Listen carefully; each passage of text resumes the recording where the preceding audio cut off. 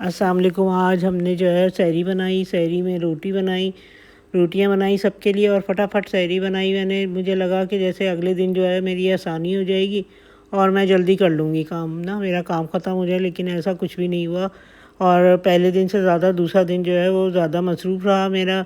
और बड़ी मुश्किल से फिर मैंने इबादत के लिए भी टाइम, अल्लाह का शुक्र है, निकाला। वो तो ज़रूरी होता है और उसके लिए नमाज़ वगैरह पढ़ी, कुरान शरीफ पढ़ा। अल्लाह का लाख लाख शुक्र है कि ये तो मेरा ये भी काम हो गया और घर का काम भी ये तो चलता ही रहता है। और मैंने फिर रोटी बनाई और अभी सहरी में मैं उठी हूँ।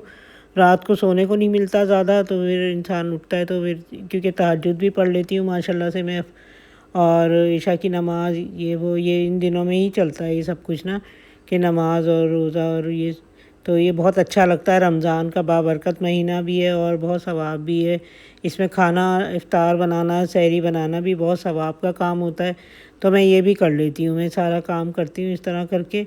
और ये देखें, ये मैंने एक चूल्हा सही चल नहीं रहा था तो मैंने फिर बाहर का चूल्हा लिया, तो उसमें जो है ना मैंने बनाए। क्योंकि आजकल गैस नहीं आ रही। मेरा एक छोटा किचन भी है जिसको कहते डर्टी है। डर्टी तो नहीं होता, होता साफ़ ही है, लेकिन बस उसका नाम ऐसे रखा हुआ है कि डर्टी होता है, एक्स्ट्रा किचन जो होता है अलग से।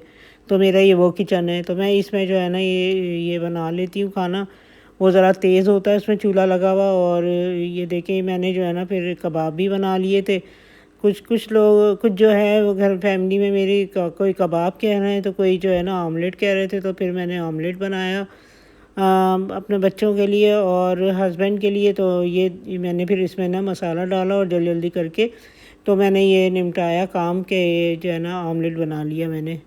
और ये आमलेट की प्याज काटी और इस तरह करके थोड़ी देर तक मैंने ब्राउन किया आमलेट को के लिए प्याज को। और फिर उसके बाद मैंने जो है ना उसमें जो है बैटर डाल दिया एग का। तो एग का सारा बैटर डाला, उसमें सारी चीज़ें डाल दी थी। तो ये मैंने इस तरह करके ये भी बना लिया मैंने। तो चलो अच्छा सा एक सहरी हो जाएगी। बहुत अच्छा अच्छा लगता है सहरी में जो है ना, बड़ी मुश्किलों से वैसे भी खाना खाया जाता है। तो इस तरह की चीज़ें जो है ना ये चल जाती हैं।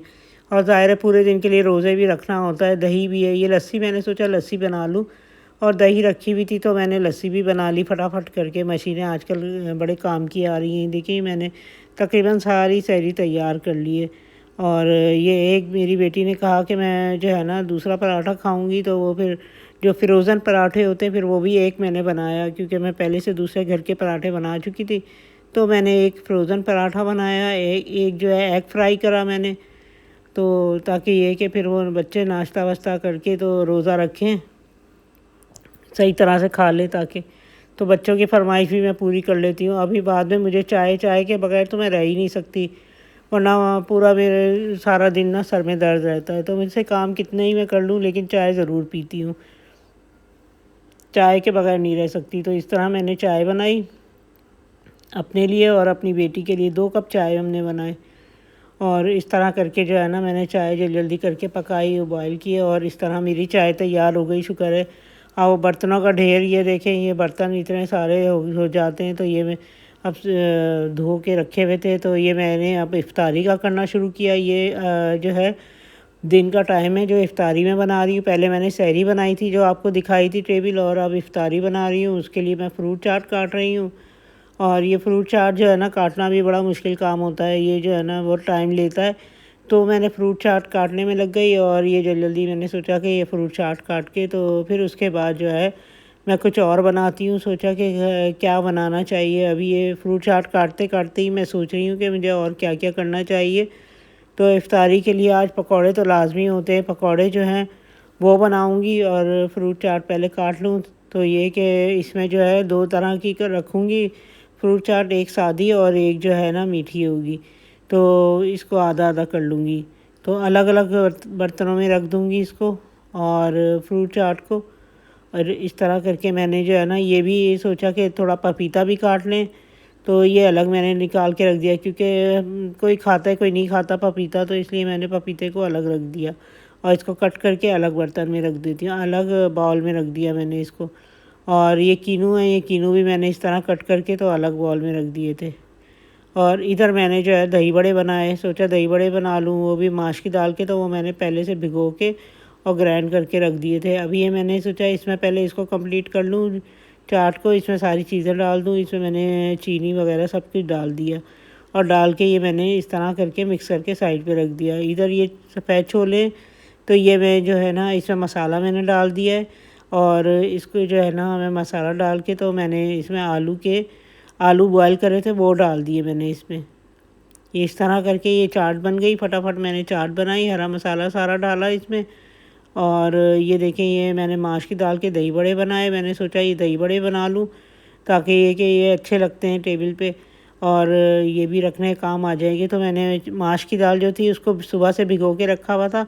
शाम को मैंने इसका जो है ना वो सोचा कि चलो दही बड़े बना लेती हूँ, तो इस तरह मैंने ग्राइंड कर दिया और इसमें मैंने थोड़ा सा सोडा डाला।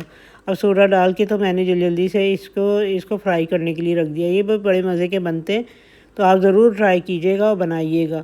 और ये देखें ये कितना ज़बरदस्त बन गया है और दही बड़े बन रहे हैं माश की दाल के और बहुत अच्छे और क्रिस्पी टाइप के होते हैं। तो इसको जो है ना मैं सादे पानी में डाल दूँगी। जब ये अच्छी तरह से पक जाएंगे तो मैं सादे पानी में डाल दूँगी इसको। और ये देखिए ये मैंने सादे पानी में डाल दिया था और पानी छान लिया है और इसको ट्रे में निकाल लिया है। अब मैं जो है ना ये घर की पालक है तो इसके पकौड़े बनाऊँगी। मैंने क्यारी में से पालक निकाली थी तो ये हरी मिर्चें भी डाली हैं और ये सब मेरी क्यारी में लगे हुए हैं, हरी मिर्चें और पालक और हरा धनिया, तो मैंने वो निकाल लिया था। इधर मैंने सोचा काले छोले भी बना लेती हूँ।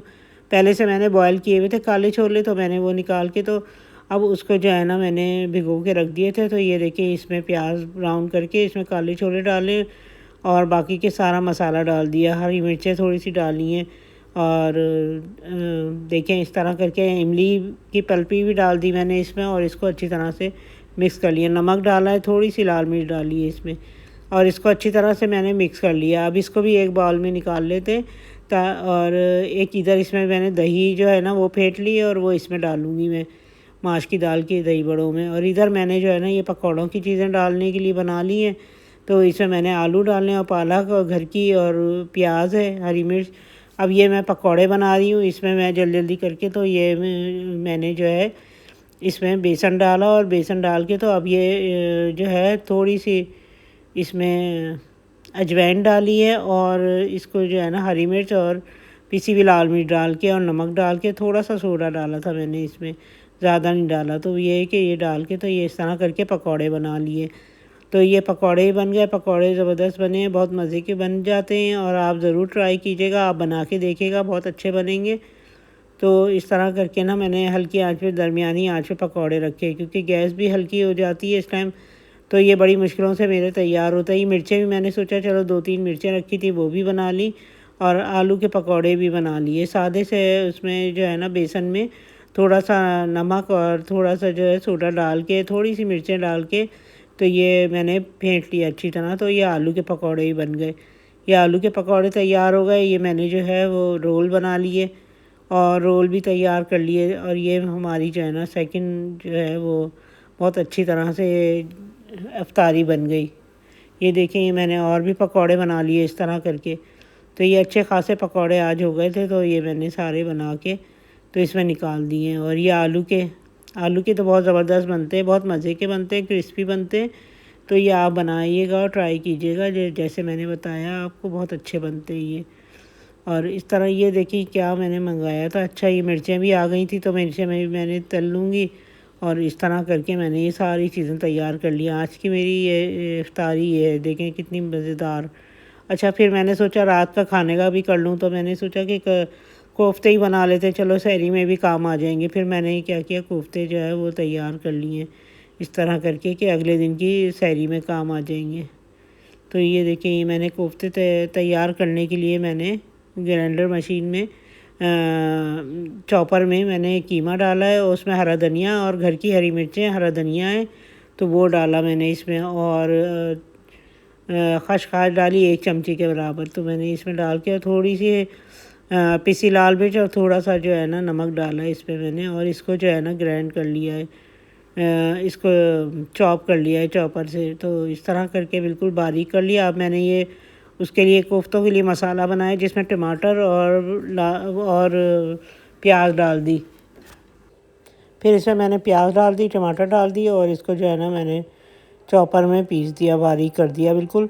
और इसमें अच्छा लहसुन भी, ये देखें थोड़ा सा मैंने पानी भी डाल दिया ताकि ये कि थोड़ा सही हो जाए। इसमें मैंने ऑयल डाला और ऑयल डाल के तो अब इसमें मैंने जो टमाटर पीसे थे वो डाल दिए और लहसुन अदरक का पेस्ट भी डाल दिया और हरा धनिया, हरी मिर्चें और पिसी लाल मिर्च और ये देखें लहसुन अदरक का पेस्ट डाला है, पिसी लाल मिर्च और पिसी हल्दी और धनिया पिसा हुआ डाल दिया मैंने और इसमें डाल के अच्छी तरह भून लिया मैंने इसको। ये अच्छी तरह भून लूँगी। इधर मैंने इसके गोल गोल बना लिए और कोफ्ते, और इस तरह थोड़े से मैं आलू भी डालूँगी क्योंकि आलू भी सब शौक़ से खाते हैं कोफ्तों के साथ, तो मजबूरन मैं आलू भी डाल देती हूँ कोफ्तों में कि जिसको अच्छा लगता है कोफ्तों के साथ आलू तो वो भी खा ले। तो ये देखें ये मसाला हमारा तकरीबन तैयार हो गया और अब इसमें मैं आहिस्ता आहिस्ता करके कोफ्ते डाल दूँगी और ये कोफ्ते ही बन गए तकरीबन मेरे। और ये मेरे थोड़े सहरी में भी काम आ जाएंगे और रात में जो है तरावियों के बाद मेरे हस्बैंड आते हैं तो उनके लिए भी खाना बन जाएगा। तो सब